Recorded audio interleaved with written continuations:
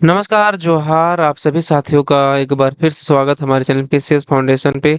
चलिए आज सीडीपी का दूसरा क्लास है, यानी बाल विकास का दूसरा क्लास है और इसमें पेडागोजी के प्रश्न होंगे। और इसे इसलिए क्योंकि जेटेड 1 to 5 एंड 6 to 8 में इससे लगभग 30 प्रश्न होंगे सिर्फ सीडीपी से।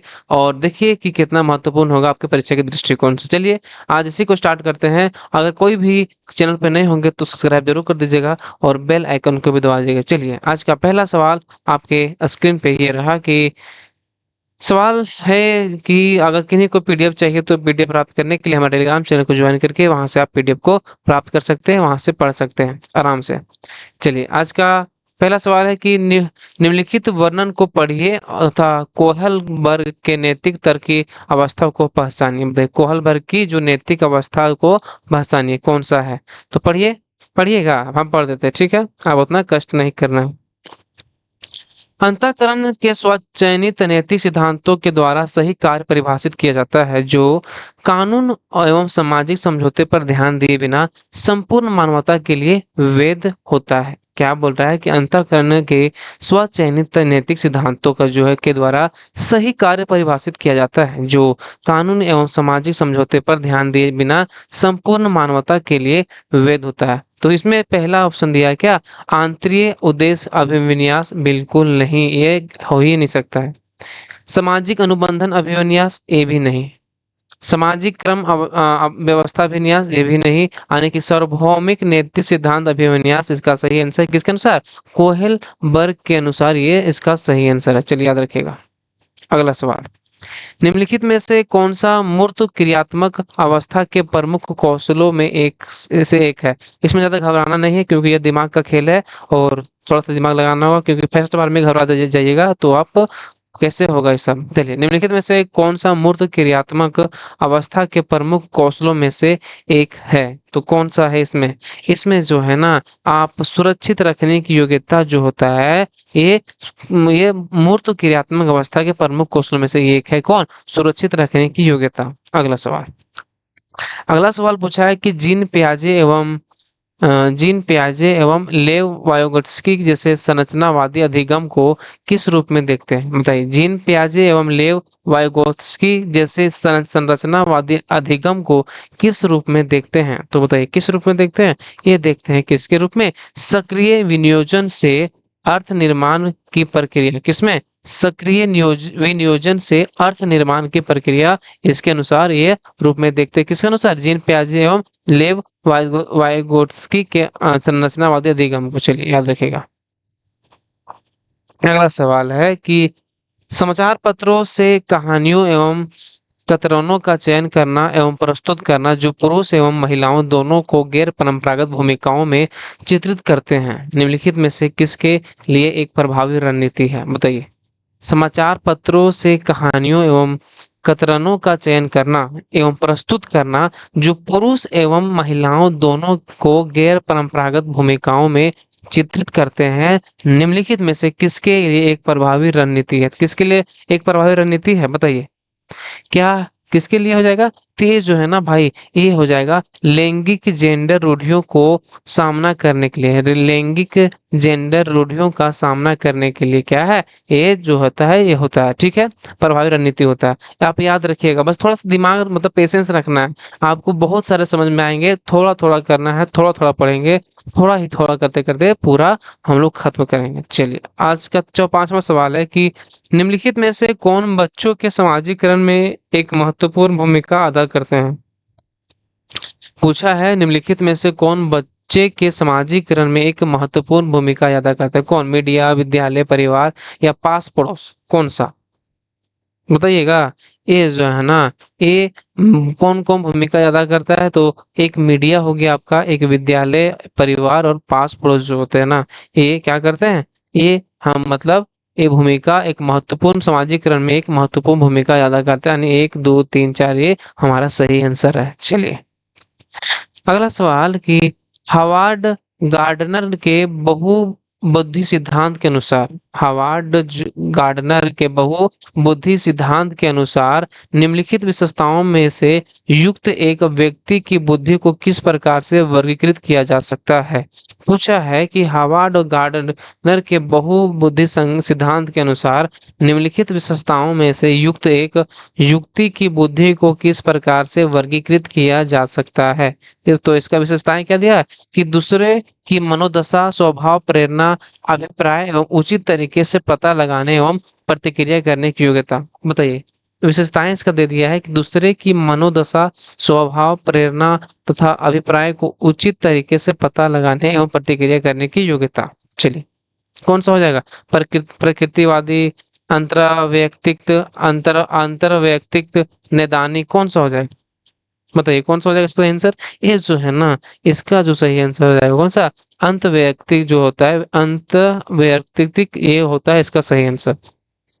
अगला सवाल है कि बच्चों के मूल्यांकन के लिए निम्नलिखित में से कौन सा कारण होने चाहिए। बच्चों के मूल्यांकन के लिए निम्नलिखित में से कौन से कारण होने चाहिए? तो बताइए कौन से कारण होने चाहिए? ये जो होता है ना, ये बच्चों को गैर उपलब्धि वाले, निम्न उपलब्धि वाले, औसत एवं उच्च उपलब्धि वाले के रूप में अलग एवं अलग नाम देना, ये बिल्कुल गलत। ऐसा कैसे होगा भाई साहब? अलग करना, अलग नाम देना, ये बिल्कुल गलत है।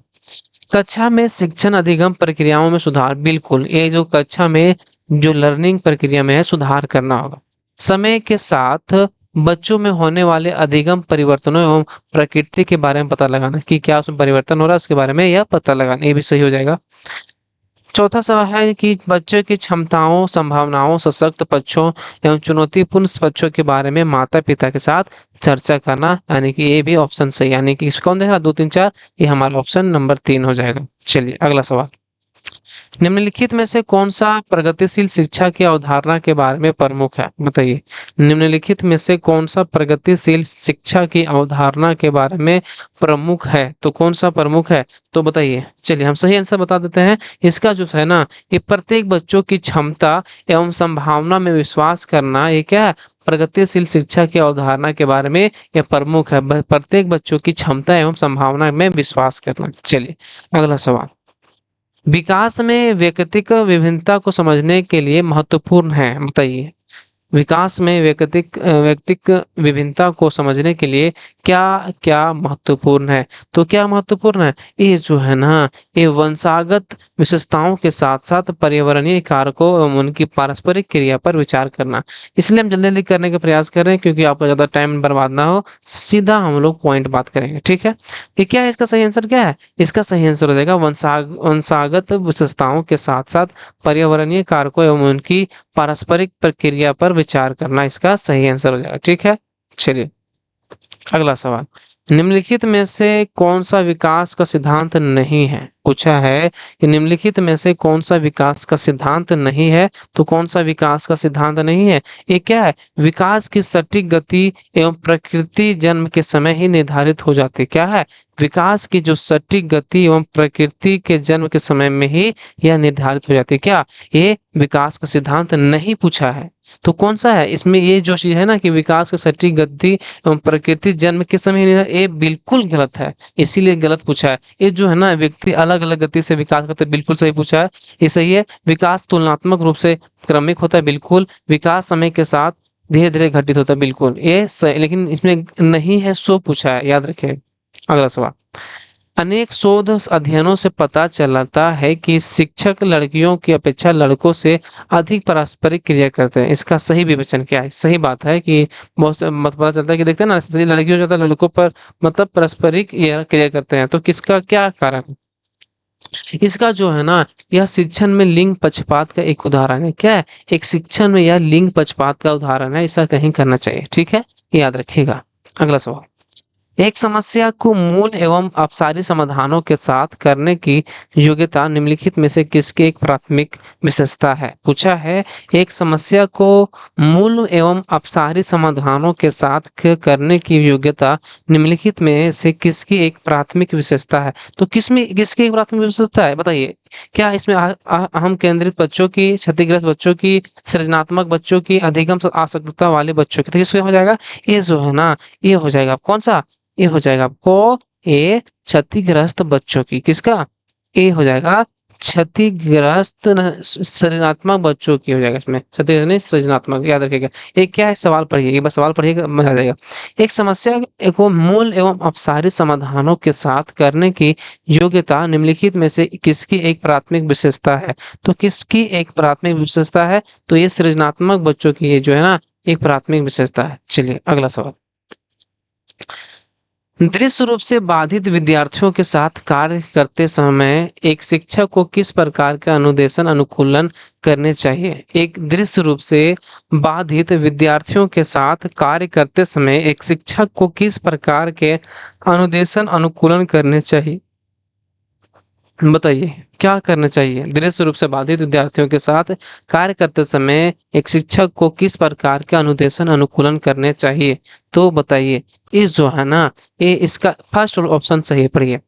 स्पष्ट रूप से बोलना तथा छूकर महसूस करने वाली सामग्रियों को अधिक मात्रा में प्रयोग करना। स्पष्ट रूप से बोलना तथा छूकर महसूस करने वाली सामग्रियों का अधिक मात्रा में प्रयोग करना। चलिए अगला सवाल 14वां नंबर सवाल है कि सहयोगात्मक अधिगम, सहयोगात्मक अधिगम हाउ हम उम्र साथियों के साथ हम उम्र साथियों के द्वारा शिक्षण एक समावेशी कक्षा में किस प्रकार के उपयोग करना चाहिए? पूछा है कि सहयोगात्मक अधिगम एवं हम उम्र साथियों के द्वारा शिक्षण एक समावेशी कक्षा में किस प्रकार से उपयोग करना चाहिए? तो बताइए, ये जो है ना भाई, ये क्या कहेगा, सक्रिय रूप से आगे बढ़ना चाहिए। क्या करना चाहिए? सक्रिय रूप से आगे बढ़ते रहना चाहिए। अगला सवाल। अगला सवाल बोल रहा है कि निम्नलिखित में से कौन सा समावेशी कक्षा में सबसे अधिक महत्वपूर्ण है? निम्नलिखित में से कौन सा समावेशी कक्षा में सबसे अधिक महत्वपूर्ण है? तो कौन सा अधिक महत्वपूर्ण दिख रहा है आपको? एक रूप निर्देश, मानकीकृत परीक्षण, प्रतियोगी अधिगम को बढ़ावा देना, विशिष्ट अब शिक्षा योजना, क्या इसमें महत्वपूर्ण है? ये जो है ना ये विशिष्ट शिक्षा योजना कक्षा में सबसे अधिक महत्वपूर्ण है। ठीक है, विशिष्ट शिक्षा योजना कक्षा में सबसे महत्वपूर्ण है ये। चलिए याद रखेगा। अधिगमकर्ताओं एवं उनकी प्राथमिक विशेषताओं में के मिलान युग्मों से निम्नलिखित में से कौन सा सही है? पूछा है अधिगमकर्ताओं एवं उनकी प्राथमिक विशेषताओं के मिलान युग्मों में से निम्नलिखित में से कौन सा सही है? तो कौन सा सही है? ये है ना भाई, ये पठन अक्षमता जो होता है, पठन अक्षमता अधिगमकर्ता धारा प्रवाह पढ़ने के लिए लिखने में कमी है, उसमें क्या है? पठन अक्षमता, पठन अक्षमता अधिगमकर्ता धारा प्रवाह पढ़ने एवं लिखने में कमी है, इसीलिए इसका सही आंसर ये हो जाएगा। चलिए अगला सवाल। निम्नलिखित में से कौन सा अधिगम के सार्थक सरलीकरण के रूप में परिणत नहीं होता है? पूछा है कि निम्नलिखित में से कौन सा अधिगम के सार्थक सरलीकरण के रूप में परिणत नहीं होता है? बताइए, परिणत नहीं होता है सो पूछा है, तो क्या वो नहीं होता है? ये दोहराने एवं स्मरण करने को बढ़ावा देना, ये जो है ना ये परिणत नहीं होता है। ठीक है, याद रखिएगा।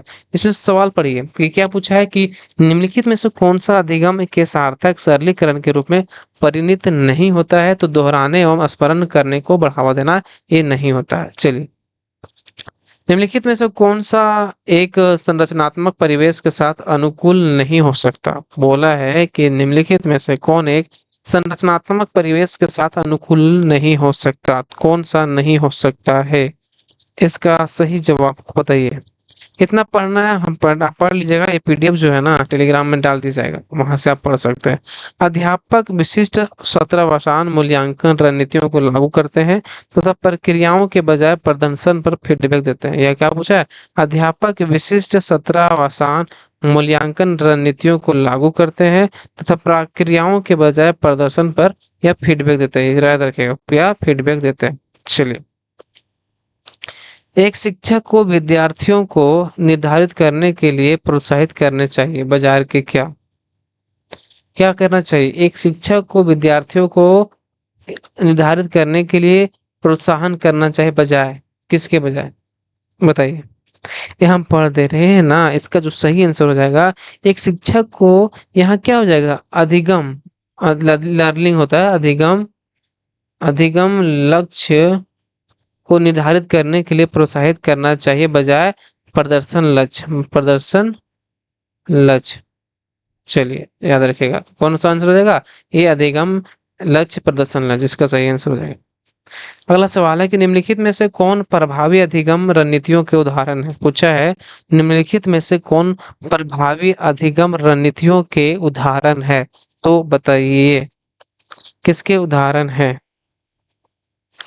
पूछा प्रभावी अधिगम रणनीति के उदाहरण कौन कौन सा है, लक्ष्य एवं समय सारणी निर्धारित करना, बिल्कुल सही। इसमें अधिगम के जो रणनीतियों के उदाहरण है, लक्ष्य एवं समय सारणी निर्धारित करना, संगठनात्मक चार्टों एवं अवधारणात्मक नक्शे बनाना, संगठनात्मक चार्टों एवं अवधारणात्मक नक्शे बनाना, उदाहरणों एवं गैर उदाहरणों के बारे में सोचना, उदाहरणों एवं गैर उदाहरणों के बारे में सोचना, हम उम्र साथी को समझना, हम जो है हम उम्र साथी को समझाना, स्वयं से प्रश्न करना, क्या करना, स्वयं से प्रश्न करना। इसका यानी कि ये जो पांचों देख रहा है ना ऑप्शन, ये पांचों सही, यानी कि ऑप्शन जो डी है ये सही हो जाएगा। ठीक है, बस याद रखिएगा। अगला सवाल, इनमें से कौन सा बाह्य अभिप्रेरणा का एक उदाहरण है, बताइए इनमें से कौन सा बाह्य अभिप्रेरणा का एक उदाहरण है, तो कौन सा बाह्य प्रेरणा का एक उदाहरण है, ये जो है कौन सा, ये सही इसका आंसर हो जाएगा कौन सा, ये हो जाएगा कि मैं अपना गृह कार्य पूरा पूरा करती हूँ क्योंकि शिक्षक प्रत्येक नियत कार्य के लिए हमें एक अंक देते हैं। जी, इनमें बाह्य अभिप्रेरणा का एक उदाहरण है कि मैं अपने कार्य स्वयं गृह कार्य पूरा करती हूँ, होमवर्क होमवर्क बोल रहा है, क्योंकि शिक्षक प्रत्येक नियत कार्य के लिए हमें एक अंक पर देते हैं, याद रखिएगा। चलिए अगला सवाल, एक प्राथमिक कक्षा कक्ष में एक शिक्षक को क्या करना चाहिए, बताइए एक प्राथमिक कक्षा कक्ष में शिक्षक को क्या करना चाहिए, तो क्या करना चाहिए बताइए, एक क्या करना चाहिए, इसको करना चाहिए कि उदाहरण एवं गैर उदाहरण दोनों देना चाहिए, क्या उदाहरण एवं गैर उदाहरण देना चाहिए, दोनों देना चाहिए। ठीक है, बहुत ही मजा आएगा पढ़ने में, पढ़ाने में भी। चलिए अगला सवाल, निम्नलिखित रणनीतियों में से कौन सी बच्चों में अर्थ निर्माण को बढ़ावा देगी, बताइए निम्नलिखित रणनीतियों में से कौन सी बच्चों में अर्थ निर्माण को बढ़ावा देगी, तो बताइए निम्नलिखित रणनीतियों में से कौन सी बच्चों में अर्थ निर्माण को बढ़ावा देगी, कौन सा, ये जो है ना भाई, ये अन्वेषण एवं परिचर्चा परिचर्चा जो होता है ना, इसको बढ़ावा देगी, अन्वेषण एवं परिचर्चा को बढ़ावा देगी। अगला सब, बच्चों की गलतियों एवं भ्रांत धारणाएं, बच्चों की गलतियां एवं भ्रांत धारणाएं क्या क्या क्या क्या, बच्चों की गलतियां एवं भ्रांत धारणाएं जो होती है ना, ये शिक्षण अधिगम प्रक्रिया में एक महत्वपूर्ण कदम है, शिक्षण अधिगम प्रक्रिया में एक महत्वपूर्ण कदम है। अगला सवाल, अगला सवाल पूछा है कि संरचनात्मक ढांचे में बच्चों को किस रूप में देखा जाता है, संरचनात्मक ढांचे में बच्चे को किस रूप में देखा जाता है, तो बताइए ये बच्चे को एक समस्या समाधान करने वाला एवं वैज्ञानिक अन्वेषण के रूप में इसको देखा जाता है, क्या संरचनात्मक ढांचे में बच्चे को जो है ना एक समस्या समाधान करने वाला तथा वैज्ञानिक अन्वेषक के रूप में देखा जाता है। अगला सवाल, अपनी कक्षा में सहयोगात्मक अधिगम का प्रयोग करते समय एक शिक्षक की भूमिका किस प्रकार की होती है, अपनी कक्षा में सहयोगात्मक अधिगम का प्रयोग करते समय एक शिक्षक की भूमिका किस प्रकार की होती है, तो किस प्रकार की होती है एक शिक्षक की भूमिका, एक शिक्षक की भूमिका जो है ना ये सहयोगात्मक होना तथा प्रत्येक समूह को निगरानी करना, ये इसकी भूमिका होती है, सहयोगात्मक होना तथा प्रत्येक समूह की निगरानी करना इसकी क्या होती है, शिक्षक की भूमिका होती है। अगला सवाल, निम्नलिखित कथनों में से कौन सा विकास एवं अधिगम के बीच, निम्नलिखित कथनों में से कौन सा विकास एवं अधिगम के बीच संबंध को सही तरीके से सूचित करता है, पूछा है कि निम्नलिखित कथनों में से कौन सा विकास एवं अधिगम के बीच संबंधों को सही तरीके से सूचित करता है, तो कौन सा सही तरीके से सूचित करता है कि विकास एवं अधिगम अंतः संबंधित और अंतः निर्भर होते हैं, क्या होते हैं, ये जो होता है ना विकास एवं अधिगम के बीच संबंध को सही तरीके से सूचित कौन करता है, विकास एवं अधिगम अंतः संबंधित और अंतः निर्भर होते हैं। ठीक है, यह इसका सही आंसर हो जाएगा। अगला सवाल पूछा है कि पियाजे के अजीन पियाजे के अनुसार, पूछा है ये बताइएगा पियाजे के अनुसार विशिष्ट मनोवैज्ञानिक संरचनाएं, अनुभव से सही अर्थ निकालने के व्यवस्थित तरीके को क्या कहा जाता है? जीन पियाजे के अनुसार पूछा है कि विशिष्ट मनोवैज्ञानिक संरचनाएं जो क्या है, अनुभव से सही अर्थ निकालने एवं व्यवस्थित तरीकों को क्या कहा जाता है? तो इसको क्या कहिएगा, कहा जाता है, इसको कहा जाता है आपका अस्कीमा। क्या कहा जाता है? अस्कीमा। याद रहे, अस्कीमा अस्कीमा अस्कीमा, एस्कीमो नहीं, अस्कीमा, ठीक है। चलिए अगला सवाल देखते हैं।